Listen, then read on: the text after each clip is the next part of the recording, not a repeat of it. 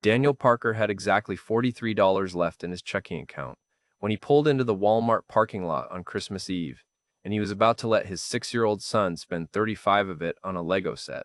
The math didn't make sense, but then again, nothing about the last 2 years had made sense, so why start being logical now? Ethan practically vibrated in his booster seat as Daniel turned off the engine. The kid had been talking about this Lego creator set for weeks, ever since he'd seen it in a commercial during Saturday morning cartoons. It was a 3-in-1 deal. You could build a spaceship or a robot or some kind of dragon, and to Ethan that was basically winning the lottery. Daniel looked at his son through the rearview mirror and felt something crack open in his chest. The good kind of crack, the kind that let light in instead of letting everything spill out. Ethan had his mother's eyes, that same deep brown that looked almost gold when the sun hit them right, and her smile, the one that made her whole face light up like someone had flipped a switch. 2 years. It had been 2 years since the accident, since the police officer showed up at their door at 11:30 on a Tuesday night, since Daniel's entire world collapsed into a before and after that would never make sense no matter how many times he replayed it in his mind. Amy had been on her way home from somewhere. Daniel never found out where. They'd argued that morning about something stupid. He couldn't even remember what now. Probably about him working too much or her spending too much, or one of those married people arguments that felt important in the moment and completely meaningless in hindsight. She'd left angry. He'd gone to work angry. And then she was gone, and angry was the last thing they'd been to each other. Ethan had been 4, old enough to know his mommy wasn't coming home, but too young to really understand what forever meant. He still asked sometimes, usually at bedtime when the dark made everything feel heavier. Where did mommy go? Is she coming back for Christmas? Did I do something wrong? That last question always destroyed Daniel. No, buddy, you didn't do anything wrong. Mommy loved you so much. She still does, wherever she is. Daniel had been surviving, that was the word for it, working double shifts as an electrician to cover the mortgage and the medical bills that insurance didn't touch, and the cost of daycare and groceries and everything else that kept piling up like snow in a blizzard you couldn't see the end of. His sister in Oregon kept telling him to move out there, start fresh, but this house was where Amy had lived. Her coffee mug was still in the cabinet. Her handwriting was still on the calendar from 2 Januaries ago. Leaving felt like erasing her, and Daniel wasn't ready for that. But things were finally starting to level out. He'd gotten a raise 3 months ago. The medical bills were almost paid off. And for the first time since Amy died, Daniel had looked at his bank account and thought maybe, just maybe, he could let Ethan have something he wanted, instead of just something he needed. Come on, Dad. Ethan was already unbuckling himself, his little fingers fumbling with the clasp. Can we go? Can we go now? Daniel climbed out and opened the back door, and Ethan launched himself into the cold December air like it was summer. He was wearing his winter coat, the blue one with the hood that made him look like a tiny astronaut, and his sneakers that lit up when he walked. Daniel made a mental note that they'd need new shoes soon. The kid was growing faster than seemed physically possible. They walked across the parking lot hand in hand, Ethan doing little jumps every few steps to make his shoes light up. The Walmart was decorated for Christmas, lights strung across the entrance, a giant inflatable Santa waving mechanically near the shopping carts. It was 6 in the evening on Christmas Eve, and the place was packed with last-minute shoppers who looked just as tired and desperate as Daniel felt most days. Inside, the store was bright and warm and overwhelming. Christmas music played over the speakers, some pop version of Jingle Bells that made Daniel's teeth hurt. Ethan pulled him toward the toy section, weaving between carts and people with the determination of someone on a mission. The Lego aisle was picked over but not empty. Ethan found his set on the bottom shelf and pulled it out with both hands, staggering slightly under the weight. He held it up to Daniel like he'd just discovered buried treasure. This one, Dad, this is the one. Daniel crouched down to his level. You sure? You've been saving your wish for this one? Ethan had this thing about wishes. After Amy died, he'd become convinced that you only got a certain number of wishes in life, and you had to be careful not to waste them. Daniel had no idea where he'd gotten the idea, probably some kid's movie, but Ethan took it seriously. He'd been saving his Christmas wish for months.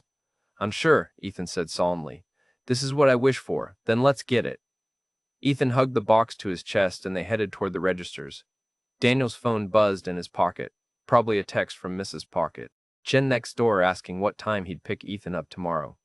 She'd offered to watch him for a few hours on Christmas Day while Daniel finished some emergency electrical work for a client who'd promised triple overtime. Daniel had said yes because triple overtime meant he could maybe take Ethan somewhere fun in January. Maybe that indoor trampoline place he'd been asking about. The checkout lines were long, snaking back into the aisles. Daniel picked the shortest one, and they waited. Ethan chattered the whole time about what he was going to build first. Definitely the spaceship. No, wait, maybe the dragon. Actually, probably the spaceship because it had more pieces, and that meant it was cooler. Daniel smiled and made the appropriate listening sounds while his mind wandered. He needed to remember to set out cookies for Santa. Ethan still believed, fiercely, and Daniel wasn't about to be the one to ruin that. He'd bought a small plate at the dollar store specifically for this purpose. He also needed to wrap the two other small presents he'd hidden in his closet, a coloring book and a new pack of markers. Nothing major but enough that Ethan wouldn't think Santa had forgotten him. They shuffled forward in line, 3 people ahead of them now. Daniel watched the cashier scanning items in that efficient, almost robotic way that came from doing the same motion 10,000 times. He felt a wave of gratitude that he worked with his hands, that every job was a little different, that he got to solve problems instead of just repeating the same task until his brain turned off. 2 people ahead. Ethan was getting antsy, shifting the Lego box from one arm to the other. Daniel took it from him. "I got it, buddy. You did good picking this out. Do you think Mommy would like it?" The question came out of nowhere, the way they always did with Ethan. Completely casual, like he was asking about the weather, but loaded with so much weight that Daniel had to take a breath before answering. "I think Mommy would love it. I think she'd love that you're excited about building something." Ethan nodded, satisfied, and went back to making his light-up shoes flash by tapping his toes on the floor. One person ahead. Daniel pulled out his wallet and checked that he had his debit card. $43.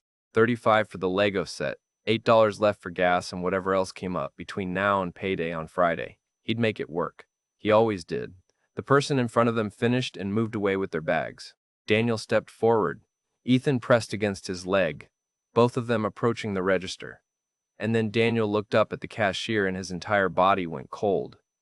Rebecca Mitchell stood behind the register wearing a blue Walmart vest with a name tag that said Rebecca in white letters. Her blonde hair was pulled back in a ponytail, shorter than Daniel remembered, and she looked thinner, older, like someone had taken the Rebecca from 2 years ago and worn her down until only the outline remained. Her hands were moving on autopilot, reaching for the scanner, but her eyes weren't on the equipment. They were on Daniel. For a moment, neither of them moved. The world seemed to pause, the Christmas music fading into white noise, the crowd around them blurring into nothing. It was just Daniel and Rebecca and 2 years of silence between them, like a wall made of all the things they'd never said. Rebecca's mouth opened slightly. "Daniel." Her voice was barely a whisper, almost lost in the noise of the store. Daniel couldn't speak. His throat had closed up, his brain scrambling to process what he was seeing. Rebecca. Amy's younger sister, the sister who'd disappeared after the funeral like smoke, who hadn't called or texted or shown up when Daniel was drowning in grief and medical bills and learning how to be a single father to a traumatized 4-year-old. The sister Amy had been estranged from for years before the accident. Something about a fight that Amy never wanted to talk about. Ethan tugged on Daniel's jacket. "Dad, are we checking out?" The sound of his son's voice snapped Daniel back. He placed the Lego set on the conveyor belt, his movements mechanical. "Yeah, buddy. We're checking out." Rebecca's hands were shaking as she picked up the scanner. She didn't look at Daniel again, just focused on the barcode, her finger pressing the trigger twice before it finally beeped. The price flashed on the screen, $34.99. She scanned it through without saying anything. Her face had gone pale, and Daniel could see her swallowing hard, like she was trying not to cry, or trying not to speak, or both. Ethan stared up at her with innocent curiosity. "Hi," he said, because Ethan said hi to everyone. Rebecca's eyes flicked down to him, and something in her expression cracked. "Hi, sweetheart," she managed, and her voice broke on the second word. Ethan didn't notice. He was already looking back at his Lego set being placed in a plastic bag. Daniel swiped his card, his fingers numb. The transaction processed. Approved. He grabbed the receipt that printed out, shoving it in his pocket without looking at it. Rebecca's hand shot out suddenly, reaching into the bag. For a second, Daniel thought she was going to take the toy back, that something was wrong with the transaction, but instead she slipped something small into the bag beneath the Lego box. An envelope. White, letter-sized, her hand trembling as she tucked it in. Their eyes met again. "I'm sorry," Rebecca whispered, so quietly that Daniel almost didn't hear it over the beeping of the register and the Christmas music and the noise of the crowd. Daniel took the bag. He didn't acknowledge the envelope, didn't acknowledge her apology, didn't acknowledge anything, because if he started talking, he didn't know what would come out. Anger or grief or accusations or questions he'd been carrying for 2 years. He just took Ethan's hand and walked away. The cold air hit them as they pushed through the automatic doors. Snow was starting to fall, light flakes that caught in the parking lot, lights like tiny stars. Ethan was talking again, something about building the spaceship before bed. Could they do that, please? Just the first few pages of instructions. Daniel heard himself agreeing, his voice sounding normal even though nothing felt normal. They got to the car and he buckled Ethan in, placing the Walmart bag on the seat beside him. As Daniel walked around to the driver's side, he caught a glimpse of the store through the falling snow. Through the big glass windows, he could see the registers, the lines of people, the bright lights. He could see Rebecca, still standing at a register, one hand pressed to her mouth, her shoulders shaking. Then he got in the car, turned the key, and drove away into the snowy night. Ethan's excited chatter filling the silence. The envelope sitting in the bag like a bomb waiting to go off. The Lego box sat under their small Christmas tree like a promise, wrapped in Ethan's excitement and Daniel's carefully maintained composure. It was almost midnight now, and Daniel sat alone in the dark living room, the only light coming from the multicolored bulbs strung on the tree and the street lamp outside filtering through the curtains.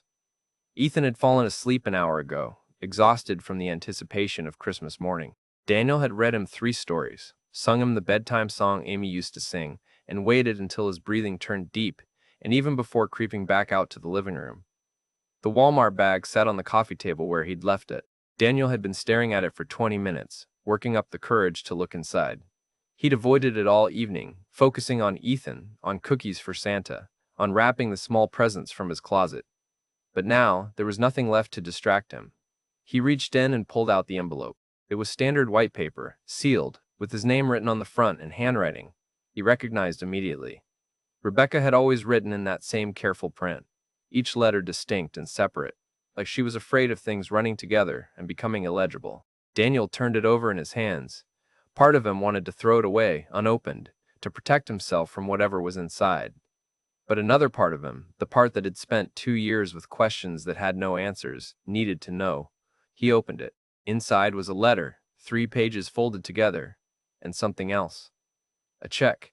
Daniel pulled it out first, his hands starting to shake when he saw the amount. $5,000, made out to him. Signed by Rebecca Mitchell.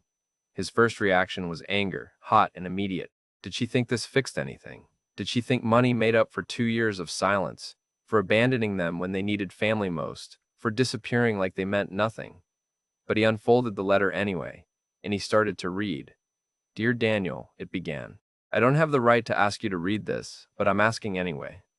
I need you to know the truth, even if you hate me for it afterward, maybe especially if you hate me for it. The night Amy died, I called her. We hadn't spoken in almost 3 years. I don't even remember what we fought about anymore. Something stupid about our mom's birthday party, or me borrowing her car and returning it late. One of those sister arguments that starts small and grows into something big because neither of us knew how to back down. We were both too stubborn, too proud, too convinced we were right. But that night, I missed her.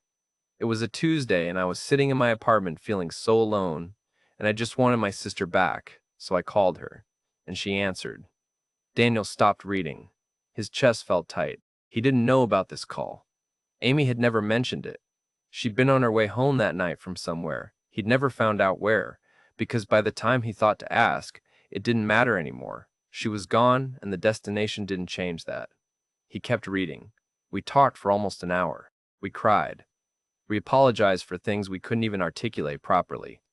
And we decided to meet, right then, because 3 years was too long and life was too short, and we didn't want to waste any more time being apart. There's a coffee shop on Webster Avenue, you know the one, open 24 hours. We agreed to meet there. Amy was driving to meet me when the accident happened. A drunk driver ran a red light at the intersection of Webster and 5th. She didn't have time to stop. The police said she died instantly, that she didn't suffer. But I don't know if that makes it better or worse." Daniel's hands were shaking so hard now that the paper rattled. He could see it in his mind, Amy driving through the dark, probably smiling because she was getting her sister back. probably thinking about what she'd say when she saw Rebecca, probably not seeing the other car until it was too late. The letter continued. I killed her, Daniel. That's what I've lived with every day for 2 years. If I hadn't called, if I hadn't asked her to meet me, if I'd just waited until morning like a normal person, she'd still be alive. You'd still have a wife. Ethan would still have a mother. And I destroyed all of that because I was lonely on a Tuesday night. I came to the funeral, but I don't remember it. I was in shock, I think, or maybe my brain just refused to process what had happened. I remember seeing you holding Ethan. I remember people talking to me, but it was like watching everything through thick glass. Nothing felt real. After the funeral, I fell apart. Completely. I stopped going to work, stopped answering my phone, stopped eating most days. I had panic attacks so severe I ended up in the emergency room twice. The second time, they referred me to a psychiatric crisis center, and I spent 3 weeks there learning how to breathe again without feeling like I was suffocating on my own guilt. Daniel wiped at his eyes. He hadn't expected this. He'd spent 2 years angry at Rebecca for abandoning them, and now he was learning she'd been drowning in her own way, carrying a weight he hadn't known existed. I wanted to reach out to you so many times, the letter went on, but what could I say? I'm sorry I killed your wife. I'm sorry I took Ethan's mother away. I'm sorry I destroyed your family because I couldn't handle being alone for one night. There aren't words for that kind of sorry. And I was so afraid that if I saw you, you'd look at me the same way I looked at myself in the mirror every morning, like I was a killer, like I was the reason your whole world ended. I lost my job, lost my apartment, moved in with a friend who barely tolerated me because I was such a mess. I went to therapy 3 times a week because it was either that or I wasn't going to survive. My therapist kept telling me that the accident wasn't my fault, that the drunk driver was responsible, that Amy made her own choice to get in the car. But it didn't help. It still doesn't help. About 6 months ago, my therapist suggested I volunteer at a grief support center. She thought it might help me process what happened if I could help other people who were going through loss. So I did. I worked there twice a week, running support groups for families who've lost someone. And Daniel, the stories I hear, the pain these people carry, it's the same pain I see in the mirror. It's the same pain I know you've been carrying. 3 months ago, I took the job at Walmart, not because I needed the money, though I did, but because it's close to your neighborhood. I looked up your address online. I know that's creepy, but I needed to know you and Ethan were okay. I needed to see you, even from a distance. I thought maybe if I worked nearby, I'd run into you eventually, and maybe I'd find the courage to say something, or maybe I'd just get to see that you were surviving, and that would be enough. If you're feeling this story and wondering what happens next, please hit that like button and subscribe, because what Daniel discovers in the rest of this letter will change everything. The check is everything I've been able to save, Rebecca's letter continued. I work at Walmart 40 hours a week, and at the grief center part-time, and live in a tiny studio apartment where the heat barely works. Every extra dollar I've made for the past year has gone into that account. $5,000 isn't enough. It doesn't fix anything. But I wanted you to have it for Ethan, for his future, for something good. I don't expect you to forgive me. I don't expect you to let me into your life or Ethan's life. I just need you to know that Amy didn't die because she was careless or reckless. She died trying to do something beautiful, trying to heal a relationship that mattered to her. She died coming to see me, and I will carry that for the rest of my life. But I also need you to know something else, Daniel. Something Amy told me during that last phone call. She said she'd argued with you that morning, and she felt terrible about it. She said you were the best man she'd ever known, that you worked so hard for her and Ethan, and that sometimes she forgot to tell you how much she appreciated you. She said when she got home that night, she was going to tell you she loved you and that she was sorry for whatever stupid thing you'd fought about. She never got the chance to say that. But I'm saying it for her now. She loved you. She loved Ethan. And the last thing she said to me before she hung up the phone was that she couldn't wait to get home to her family. The accident wasn't your fault for working late. It wasn't your fault for arguing that morning. It wasn't even my fault for calling her, though I know I'll always feel like it was. It was just a terrible, random tragedy. And I'm so sorry that it happened. I'm so sorry for all of it. If you never want to see me again, I understand. If you want to tear up this check and forget I exist, that's okay.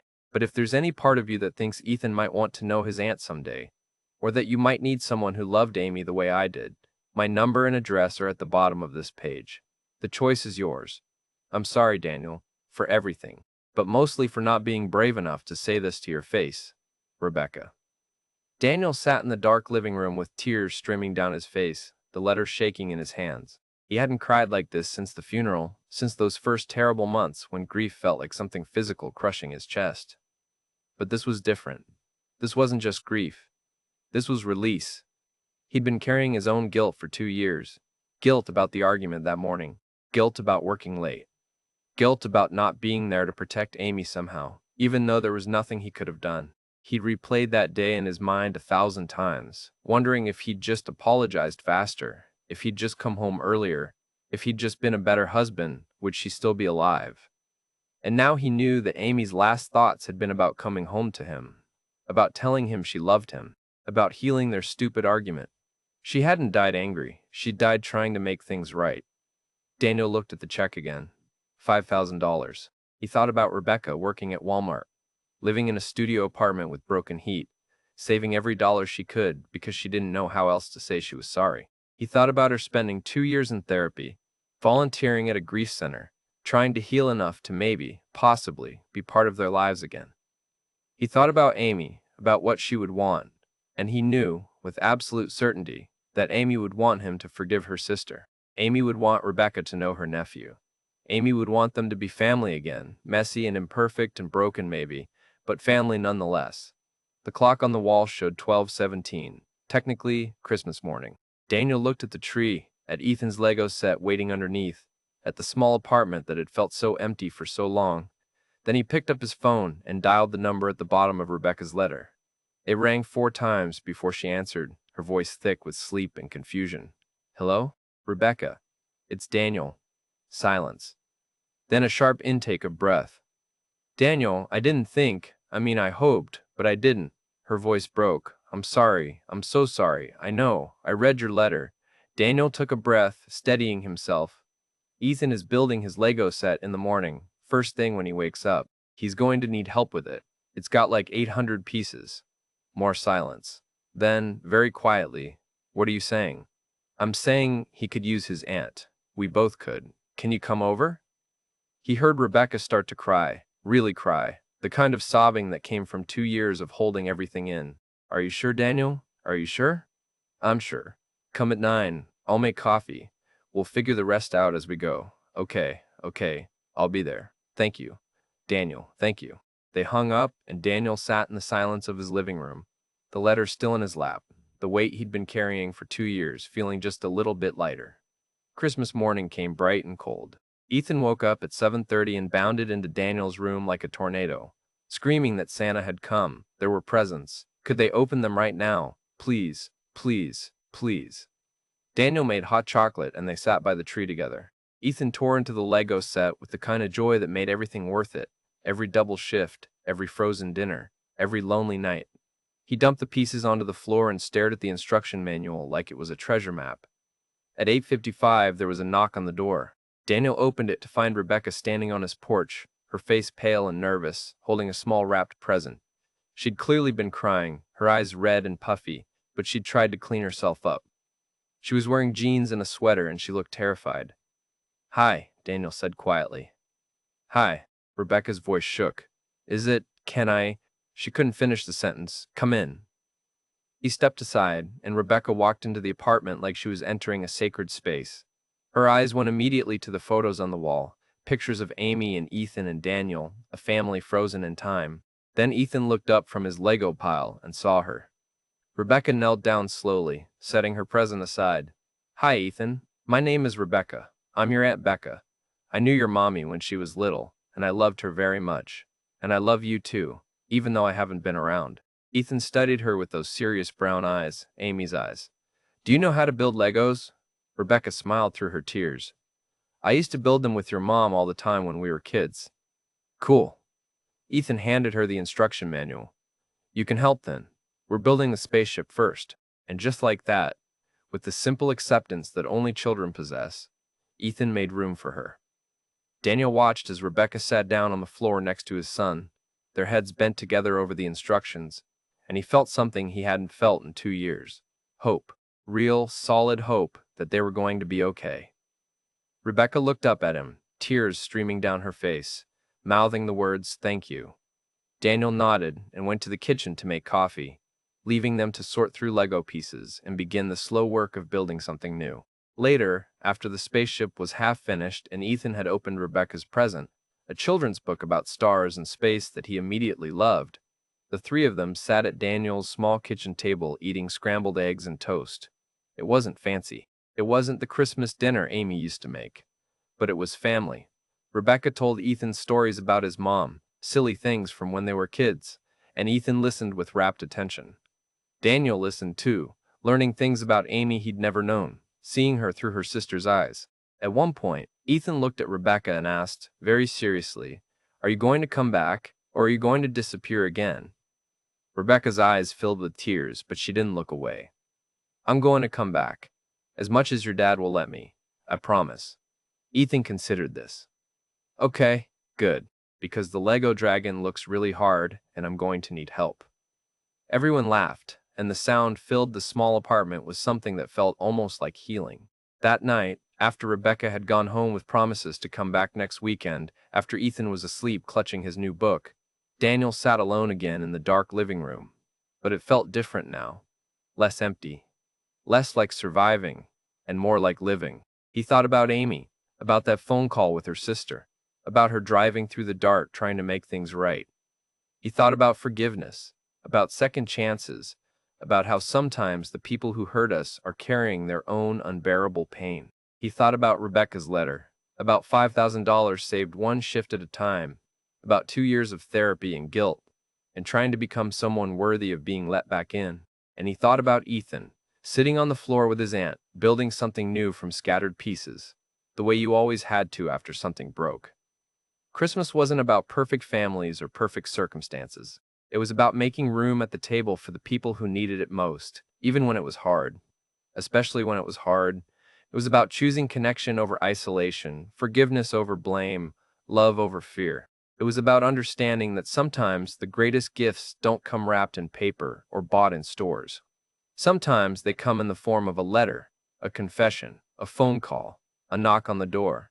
Sometimes they come in the form of second chances. And sometimes, Daniel thought as he finally turned off the Christmas tree lights and headed to bed, the universe puts people in your path exactly when you need them most. Not to fix what's broken, because some things can't be fixed, but to help you build something new from the pieces that remain. Amy would have wanted this. She would have wanted her sister and her son to know each other. She would have wanted Daniel to let love back in, even when it was scary, even when it hurt. And so he had. And tomorrow, and the day after that, and all the days that followed, they would figure out what family looked like now. Different. Smaller in some ways, bigger in others, but family nonetheless. That's what love does. It makes room. Even when there's barely any space left, even when you think you can't possibly fit one more person into your broken heart, love makes room. And that, Daniel understood now, was the whole point.